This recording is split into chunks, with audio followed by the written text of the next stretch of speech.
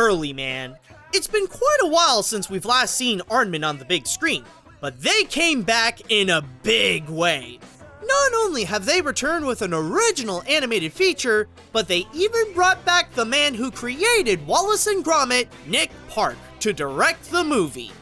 Personally, I am quite excited to see what this film has in store, since I am a fan of Park's works. I mean, next to Peter Lord and David Sproxton, he's one of the figures that helped shape the company to be one of the most beloved non-American animation studios, with such projects as Creature Comforts, the Wallace and Gromit series, including the movie Curse of the Were-Rabbit, and Arnmen's first feature film, Chicken Run, a movie so beloved and revolutionary that it is one of the big reasons why the Oscars now have the category of Best Animated Feature.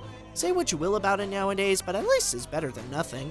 So now that Nick and the Arnmen team are traveling us back in time to a new adventure, will the movie shine brighter than bronze, or will it feel like it was done by a bunch of cavemen? Let's find out. The story. On the surface, it seems to present itself as an original movie that's about cavemen versus gladiators, and while that's technically true, they do so in a way that's more of an unexpected surprise when coming into the movie. You see, the story is not about the cavemen, the gladiators, nor even the transition between the Stone Age to the Bronze Age. It's actually how they fight it out with a football match. And when I say football, I mean the one that Americans call it soccer. And that's probably the biggest disappointment with this film. It's that it turned out to be just a generic sports movie. Once the football element truly kicks into the story, no pun intended, the plot ultimately drops most of the unique core of the feature and instead fills it with every cliche that would come with these types of films. From the training, to the doubt of succeeding, to the newcomer that's the expert on the sport, to the villain trying to cheat in order to win, it's like in every step of the way, the movie built itself in order to become possibly the most predictable Arnmen film they've ever made. We challenge the champions! A caveman? A caveman? A caveman! However, another element that's surprising in this is how the movie feels pretty rushed. It somehow believes that it doesn't have time to establish the movie's setting or characters, and would go through each scene rather quickly. Like, I kid you not, the valley got captured by Lord Nuth's army, and Doug finds himself in the Bronze Age city just when the movie is at the 20-minute mark. Because of this quick pace, at least for me, watching this makes it feel like the fastest 90 minutes that I've ever went through. Everything happens so fast that it feels like time is speeding up with it. However, I will give it that one upside to the story is that the execution does make it at least tolerable to sit through. As predictable as it can be, it does make things better with a good amount of timeless slapstick humor that is effective at many points, and the heart of the film with the message of teamwork does make it rather difficult to find any distaste for the feature.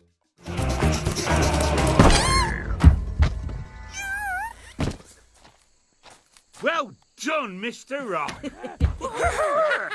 Technically, yes, the story really did suck, but it does have some charm where it's hard to hate on it. The animation. Have you guys had enough of dull computer animation dominating the industry lately? Well, luckily, Arnmen came back to give you guys a good break with their signature wholesome stop motion. What makes the animation so likable in this film is that it really does stay true to the classic Arnmen look. It shows the details of the characters and backgrounds to put emphasis onto the craftsmanship that's been done by the animators, presenting how each scene was made with love and hard work. Of course, as a Nick Park film, the characters include his signature design. Although some can argue that some like Guna isn't a perfect fit for that look, others take advantage of the style in a comedic way, like with the caveman and more villainous characters like Lord Nuth. As for the backgrounds, that's probably the one thing Arnmen really pushed themselves further.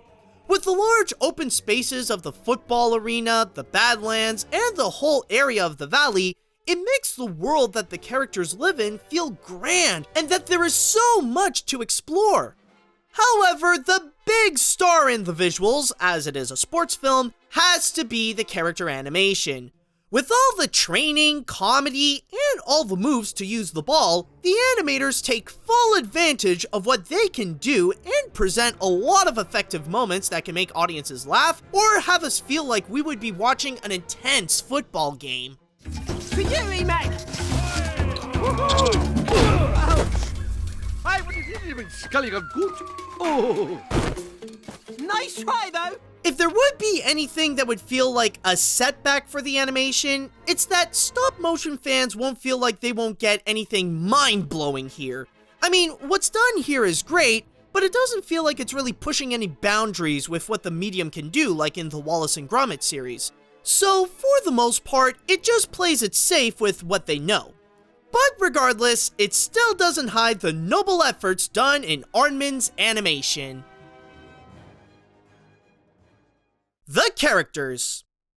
Remember when I mentioned how the movie had a need to rush everything?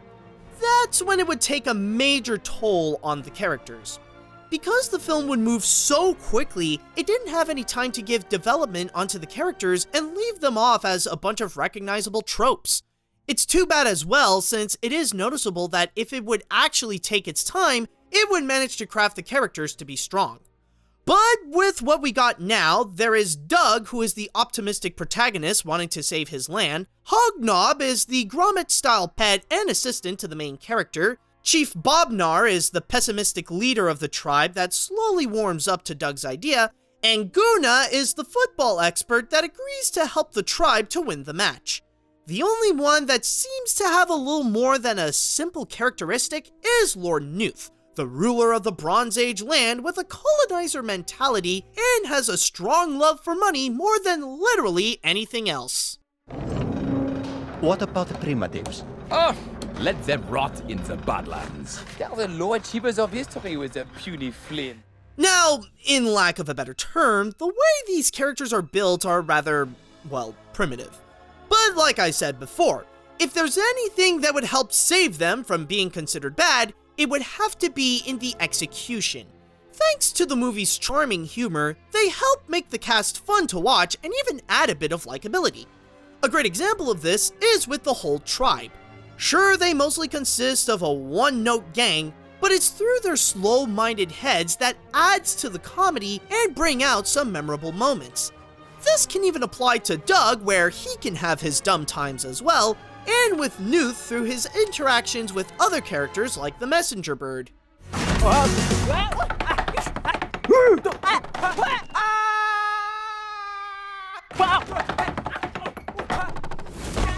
In a way, the characters are a lot like the cavemen in the film.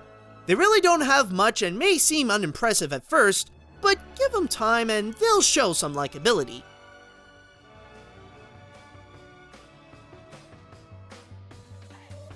Well, I definitely wasn't expecting that, but at least I did get something good out of it. Early Man may be far from being among one of Aardman's highest achievements, but it still delivered an enjoyable animated feature. Sure, the film can be conceptually weak with a predictably generic sports story and a lack of character development, but thanks to the fun humor, great stop-motion animation, and some likable charm, it made those quick 90 minutes worth it, and would at least leave audiences with a smile. Funny enough, this is more of a high recommendation for fans of football or soccer, depending on where you are, as it does highlight the sport very prominently. As for Aardman or stop-motion fans, it is also worth watching for them too, but I wouldn't put this as a high priority. If anything, if you want to start getting into the game because there's a big football event coming, then this movie can help you fuel up.